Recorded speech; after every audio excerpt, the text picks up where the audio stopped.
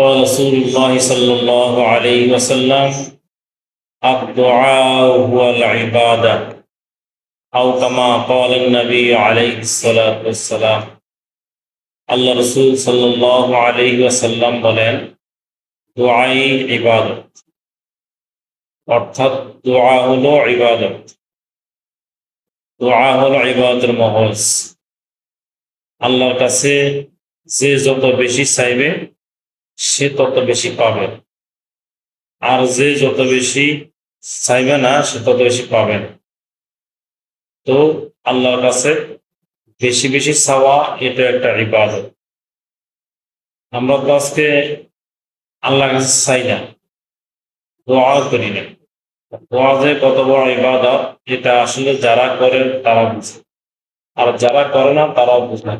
তারা দুনিয়ার মানুষের কাছে হাত বাড়ায়, দুনিয়ার যারা প্রভাবশালী আছেন, টাকাওয়ালা আছেন, তাদের কাছে হাত বাড়ায়। এই হাতটা যদি আল্লাহর কাছে বাড়াইতে তাহলে এরকম হতো না, আল্লাহ তাআলা খুশির বাচ্চা আরো দ্বিগুণ দিতেন। তা আমরা যেন সবাই যেন আল্লাহর কাছে বেশি বেশি দোয়া করতে দান করেন।